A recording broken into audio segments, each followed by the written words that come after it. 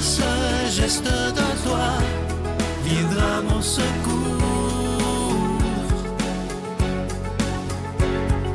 Viens semer dans mon âme le grain de l'amour. Je traverse un désert et je meurs de soif. Montre-moi le mystère qui garde la foi. Bon lundi, bienvenue à votre émission La Victoire de l'amour. Déjà le 1er novembre, aujourd'hui c'est la fête de la Toussaint. Et aujourd'hui, pour bien commencer le mois de novembre, j'ai le goût de vous reparler. J'avais fait une chronique, je pense, il y a 2 ans, si c'est pas plus, que j'avais appelé le sac à dos. Et dernièrement, je ne sais pas si c'est à cause de la COVID ou peu importe, j'ai tellement de messages de toutes sortes de vous, en privé sur Facebook ou au bureau, par courriel ou bon, peu importe, où je vois que les gens s'accablent de fardeaux, mais inimaginables. Je pense à une mère, je me souviens d'une maman, une mère de famille, qui me parlait de son fils. Et elle me disait, bon, mon fils vit avec moi, il a 30 ans, il a des problèmes de drogue, et je dois lui donner de l'argent parce que j'ai peur de lui. Ça, pour moi, là, c'est inimaginable et j'ai tellement de compassion pour ce moment-là. Et j'ai apporté aujourd'hui un petit sac à dos. Et je veux m'adresser à tous les gens qui remplissent leur sac à dos de problèmes et qui s'oublient même totalement. Dans le sac à dos, il y a peut-être de la culpabilité. Il y a peut-être que vous traînez depuis longtemps. Il y a peut-être, juste à ce moment-là, cette peur de son propre enfant. Ça aussi, vous le rajoutez dans votre sac à dos. La peur de ce que les autres vont penser. Ça aussi, vous l'avez dans le sac à dos. La peur de ce que les autres vont dire. Ça aussi, vous l'avez dans le sac à dos. Et à force d'accumuler toutes sortes de choses, et vous pouvez les nommer pour vous-même, peu importe où vous êtes, à un moment donné, le sac à dos devient tellement pesant qu'on n'a plus de vie. Et ce qui est curieux avec la comparaison du sac à dos, c'est qu'on ne s'en rend pas compte sur le coup, parce qu'on met pas tout ça tout en même temps. Mais à un moment donné, on ajoute une pierre, on ajoute ci, on ajoute ça, les problèmes des autres. Et là, on ne pense jamais à nous. Et à un moment donné, le sac à dos est tellement pesant que, comme je vous disais tantôt, on n'a plus de vie. Aujourd'hui, ce que j'aimerais vous suggérer, c'est de prendre le temps de tranquillement vider le sac à dos de tous ces problèmes et de le remplir par autre chose de beaucoup plus positif. Premièrement, on pourrait enlever du sac à dos la culpabilité qui donne absolument rien. Il y a des gens qui vivent, qui se sentent coupables de tout et de rien. On sort ça du sac à dos. Aussi, on pourrait sortir du sac à dos chaque fois qu'on pense qu'il faut toujours aider tout le monde, jusqu'à s'en oublier. D'ailleurs, je vais en parler la semaine prochaine de ça. Videz le sac à dos de choses qui sont négatives et qui vous rendent malheureuse ou malheureux. Je vous le dis, Dieu ne vous demande pas ça. C'est lui qui nous dit que son fardeau, il est léger. Le sac à dos de Jésus que Jésus nous propose, il est léger. Et il est rempli de joie, de paix, d'amour, de fraternité, que de belles choses. Et c'est pour ça que Jésus nous dit que son fardeau, son sac à dos, il est facile à porter. Alors aujourd'hui, ce que j'aimerais, après l'émission, prenez le temps de peut-être réfléchir à qu'est-ce qu'il y a de trop dans votre sac à dos. Qu'est-ce qui vous empêche d'avancer et d'être heureuse et d'être heureux? C'est tellement, tellement important. Et demandez au Seigneur de vous aider à vous libérer de tout ce qui vous empêche d'être heureux, ce qu'il y a dans ce sac à dos-là qui vous empêche d'être heureux, heureuse. Et je veux m'adresser à la maman. Ça m'a tellement peiné, cette affaire-là, qui vit avec son fils de 30 ans. Je sais qu'elle écoute l'émission à la cachette. Pour moi, c'est un drame, ça. Je vais prier pour vous, je vous le promets, et je demanderai aux gens qui nous écoutent aujourd'hui de prier pour ce moment-là. Et parce que ça n'a pas de sens de vivre avec un enfant dont on a peur. Alors, je vous promets de prier pour vous. C'est une promesse, et je sais que les gens à la maison vont le faire aussi, mais à tous les moments, à tous les papas, à tout le monde qui écoute, videz votre sac à dos de choses qui ne sont pas utiles. Notre Père qui es aux cieux, que ton nom soit sanctifié, que ton règne vienne, que ta volonté soit faite sur la terre comme au ciel. Donne-nous aujourd'hui notre pain de ce jour. Pardonne-nous nos offenses, comme nous pardonnons aussi à ceux qui nous ont offensés. Et ne nous laisse pas entrer en tentation, mais délivre-nous du mal, car c'est à toi qu'appartiennent le règne, la puissance et la gloire pour les siècles des siècles. Amen. Je continuerai à croire, même si tout le monde perd espoir. Je continuerai à aimer, même si les autres parlent de haine. Je continuerai à construire, même si les autres détruisent. Je continuerai à parler de paix, même au milieu d'une guerre. Je dessinerai des sourires sur des visages en larmes et je tendrai les bras à ceux qui se sentent épuisés. Oui, je continuerai à croire.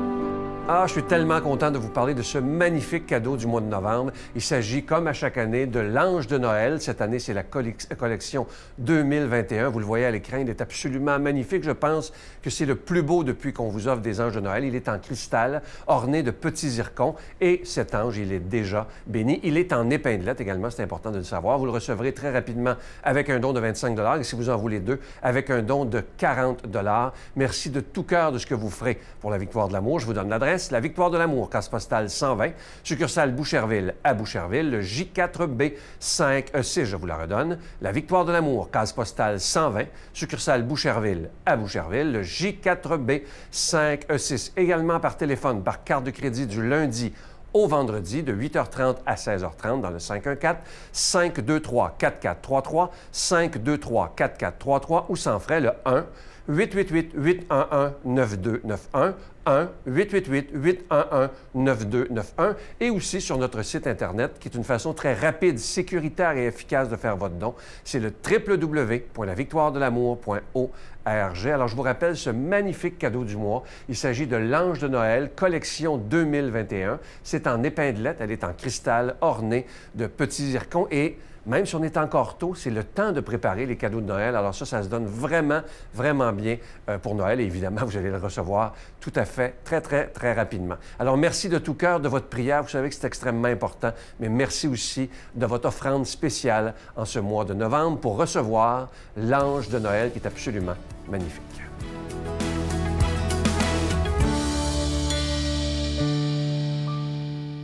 Mon Dieu, donnez-moi la sérénité d'accepter les choses que je ne peux changer, le courage de changer les choses que je peux et la sagesse d'en connaître la différence. Amen. En cette fête de la Toussaint, l'homélie est faite par quelqu'un qu'on apprécie beaucoup, le Père Emmanuel Zétilo.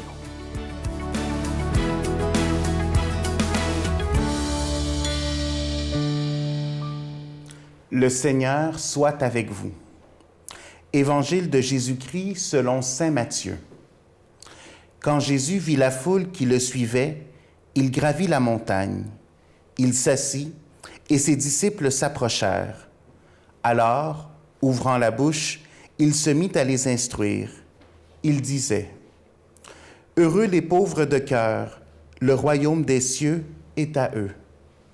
Heureux les doux, ils obtiendront la terre promise.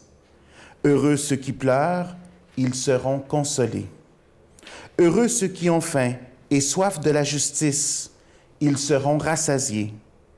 Heureux les miséricordieux, ils obtiendront miséricorde. Heureux les cœurs purs, ils verront Dieu. Heureux les artisans de paix, ils seront appelés fils de Dieu. Heureux ceux qui sont persécutés pour la justice, le royaume des cieux est à eux. Heureux serez-vous si l'on vous insulte, si l'on vous persécute et si l'on dit faussement toutes sortes de mal contre vous à cause de moi. Réjouissez-vous, soyez dans l'allégresse, car votre récompense sera grande dans les cieux. Acclamons la parole de Dieu. Alors avant tout, je vous souhaite une bonne fête de la Toussaint, la fête de tous les saints.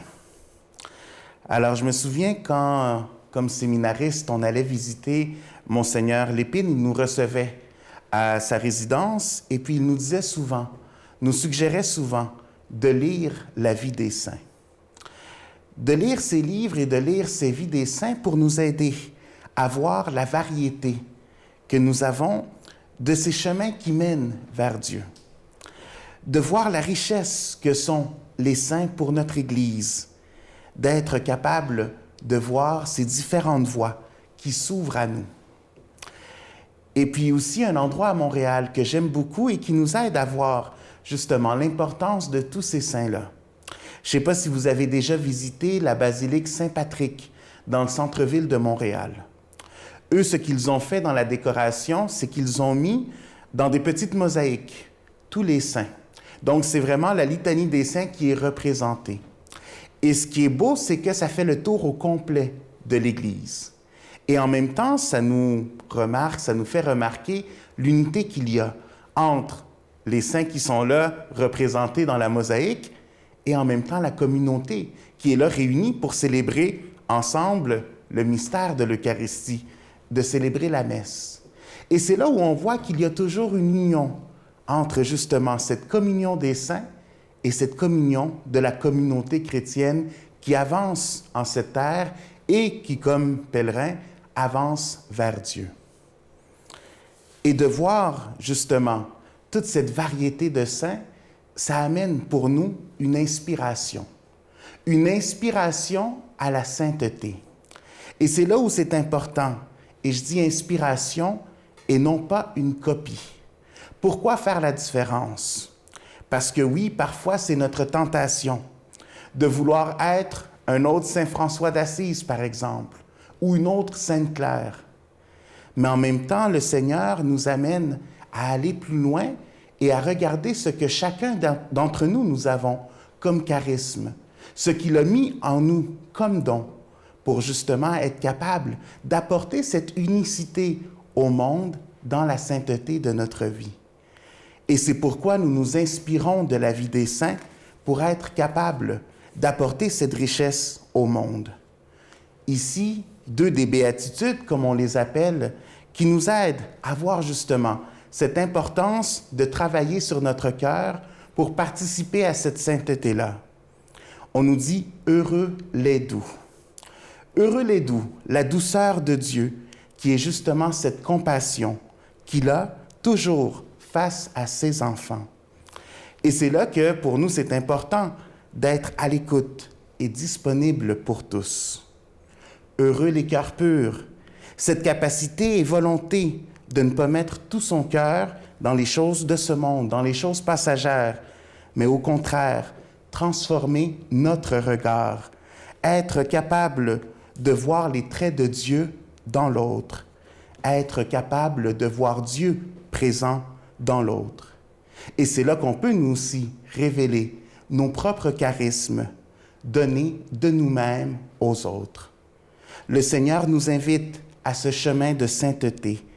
C'est à nous mettre en marche continuellement, à persévérer, à témoigner, à être présent, à être doux, à avoir un cœur pur, à se rapprocher de Dieu. Je vous bénis au nom du Père et du Fils et du Saint-Esprit. Je vous salue Marie, pleine de grâce. Le Seigneur est avec vous. Vous êtes bénie entre toutes les femmes, et Jésus, le fruit de vos entrailles, est béni. Sainte Marie, Mère de Dieu, priez pour nous pécheurs, maintenant et à l'heure de notre mort. Amen.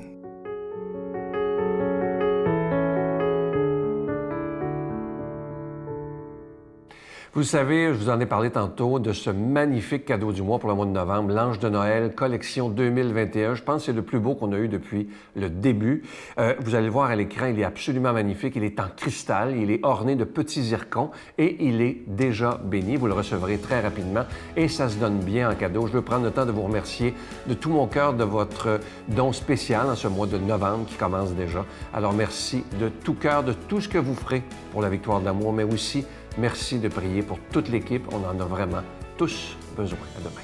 Quand j'étais à genoux dans ma chambre d'hôtel, j'en pouvais plus. Mon corps en pouvait plus. Il fallait que je m'abandonne pour recevoir l'aide. Aimer, c'est la seule vérité. Aimer, c'est devenir meilleur et grandir. Aimer, c'est apprendre à écouter. Aimer, c'est reprendre plutôt que maudire.